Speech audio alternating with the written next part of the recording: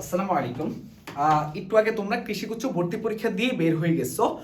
এতক্ষণ ধরে আমাদের টিম থেকে আমরা আসলে অ্যানালাইসিস করতেছিলাম যে আসলে কোশ্চেনটা কেমন হয়েছে, কোশ্চেনের প্যাটার্নটা আসলে কি টাইপের ছিল, গত বছরের সাথে কতটুকু মিল বন্ধন আছে।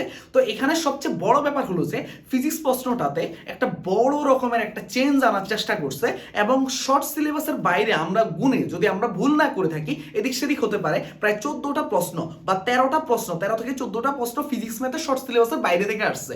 এবং গত বছর এটা ছিল সব মিলে 21টা প্রশ্ন, এবং কেমিস্ট্রি এবং বায়োলজিতে খুব বেশি শর্ট সিলেবাসের বাইরে থেকে একটা মনে হয় প্রশ্ন আসছিল। মোট মনে হয় আজকের পরীক্ষাতে তোমরা মনে হয় 14 থেকে 15টা গেলে সর্বোচ্চ যাবে, আর সর্বনিম্ন গেলে 13টা। মোট এই 13-14টা তোমরা শর্ট সিলেবাসের বাইরে থেকে প্রশ্ন আসছে এবং ফিজিক্স প্রশ্নটা যথা নিয়মের বাইরে, প্যাটার্নের বাইরে করার চেষ্টা করছে। এই কারণে একটু বলা যায় যে ফিজিক্স প্রশ্নটা একটু বড় তারতম্য তৈরি করে দিতে পারে। তারপরে হচ্ছে কেমিস্ট্রি গতানুগতিক ধারার প্রশ্ন খুব বেশি কঠিন না, বায়োলজি খুব বেশি কঠিন না। প্রশ্ন মেইনলি ফিজিক্সটা এবং ম্যাথটার মধ্যে একটা বড় চেঞ্জ আনার চেষ্টা করছে, ম্যাথের মধ্যে খুব আহামরি না। যেমন ধরো আমি যদি বলি ফিজিক্সের মধ্যে এই যে দেখো তরল কঠিন পদার্থের মধ্যে মানে কোনটা ভিজাবে কত পার্সেন্ট, এই যে এই প্রশ্নটা এটা কিন্তু তোমাদের শর্ট সিলেবাসের মধ্যে ছিল না, কিন্তু পদার্থের গাঠনিক ধর্ম ফুল সাপটা থেকে এই কোশ্চেনটা দিয়ে দিচ্ছে। তারপরে দেখো এই যে চুম্বকত্ব, মানে চুম্বকত্ব সাপটাটা কিন্তু আমাদের শর্ট সিলেবাসের বাইরে ছিল। তারপরে দেখো এখান থেকে দেখো লেন্সের ক্ষমতা দেওয়া আছে, প্রতিবিম্ব কত হবে, এটা কিন্তু জ্যামিতিক আলোক বিজ্ঞান থেকে আসছে।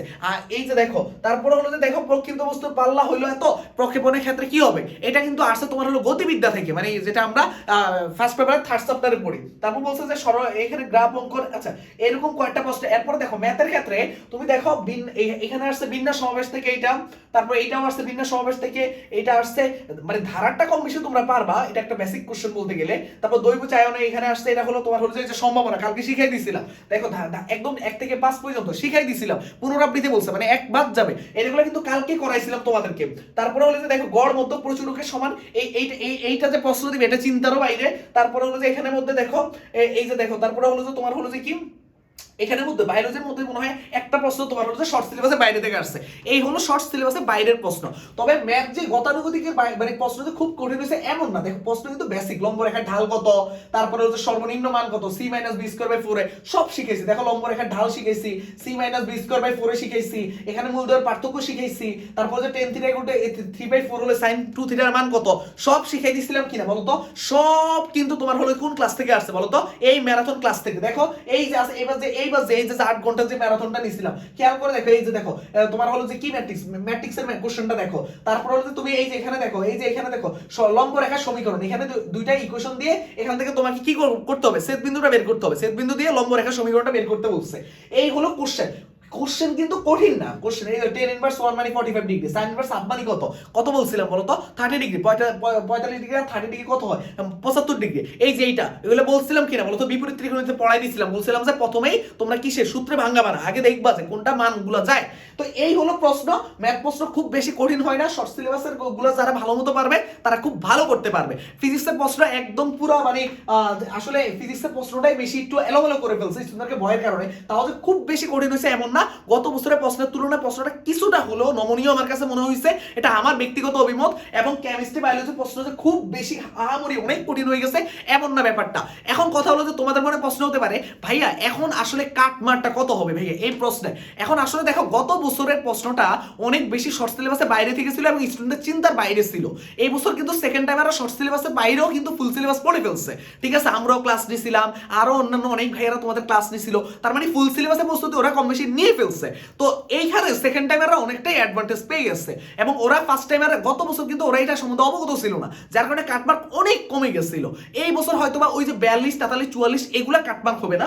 এই বছর যারা মোটামুটি তোমার হলো যে 54, 55 আশেপাশে মার্ক উঠাতে পারবা, অ্যাটলিস্ট ধরো 55 প্লাস মাইনাস তুলতে পারবা, মানে 55 থেকে মোটামুটি তোমরা যদি 58 মাঝে এই মার্কের রেঞ্জের মধ্যে রাখতে পারো, এটা জাস্ট আমার অভিমত, এটা যে 100% মিলে যাবে এমন না, জাস্ট আমরা অ্যানালাইসিসটা দেখতে পারি, বিগত সবকিছু নিয়ে চিন্তা করতে পারি। সেকেন্ড টাইমে অনেক বেশি চান্স পাবে, অনেক বেশি অ্যাডভান্টেজ পাবে। এই পরীক্ষা খুব স্বাভাবিক বিষয়, কারণ হলো যে ওরা ফুল সিলেবাস পড়ছে এবং ওরা গত বছরও ফুল সিলেবাসে পরীক্ষা দিছে, ওরা জিনিসগুলো নিয়ে অবগত ছিল। ফার্স্ট টাইমের ওই সময়ও নাই ফুল সিলেবাস পড়ার, এবং ওরা তার মানে কি যারা ফার্স্ট টাইমেরা, মানে তোমরা জাস্ট একটু এইটুকু চিন্তা করো যে তোমরা যা পরীক্ষা দিছো, যদি ভাইয়া পরীক্ষার মধ্যে সহজ জিনিসগুলো সঠিক করে আসো তোমার চান্স হবে। এই প্রশ্ন যে আহামরি যে একদম পুরো এলিয়েন টাইপ প্রশ্ন করছে বিষয়টা মোটেও তা না।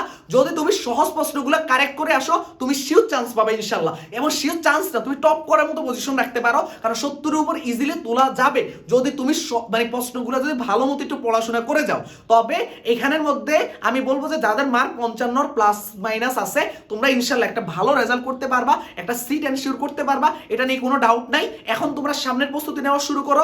সামনে রাজশাহী ইউনিভার্সিটির পরীক্ষা আছে, রাজশাহী ইউনিভার্সিটির জন্য আমাদের সম্পূর্ণ ক্র্যাশ কোর্সটা ফ্রি দিছি শুধুমাত্র হাদি ভাইয়ের স্মরণে। তো হাদি ভাইয়ের স্মরণে যে কোর্সটা ওইটা প্রথম কমেন্টে দিয়ে রাখতেছি, আজকে থেকে ওইটার ক্লাস শুরু হয়ে যাবে। ক্লাসগুলোর অ্যানাউন্সমেন্ট সব কিছু সন্ধ্যার পরে জানতে পারবা।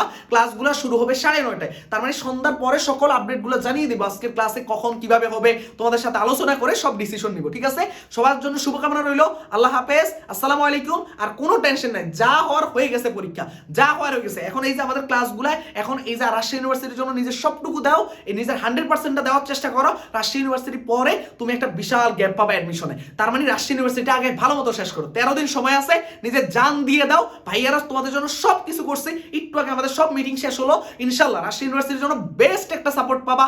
শুধু ক্লাসগুলো করো। এই যে দেখছো কমন আসে নাই, ফুল সিলেবাস থেকে কালকে যা পড়াইছি দেখো, মানে তুমি দেখো ভাইয়া, তারপর শর্ট সিলেবাসের মধ্যে যা যা বলছে দেখো, পুরো ম্যারাথন থেকে, মানে একটা স্টুডেন্ট যদি কোনো কারণে সে যদি ম্যারাথনটা স্লাইডগুলো পড়ে, তাও যে সে কি পরিমাণ কমন পাইছে ম্যাথের মধ্যে। এবং ফিজিক্সের গতকালকে ক্লাস নিয়েছি, গত পরশুদিন, ওইখান থেকে দেখো কোশ্চেনগুলো কিভাবে আসছে কয়েকটা। তার মানে কি, যে চ্যাপ্টারগুলো শেষ করেছে ওই চ্যাপ্টারগুলো কোশ্চেন। তো যারা পরীক্ষা ভালো দিচ্ছে তোমাদের জন্য শুভকামনা রইল। আল্লাহ হাফেজ, আসসালামু আলাইকুম। আর যারা দেওনি এখন থেকে আবার লড়াই করো ভাইয়া, তোমাদের জন্য শুভকামনা। আসসালামু আলাইকুম।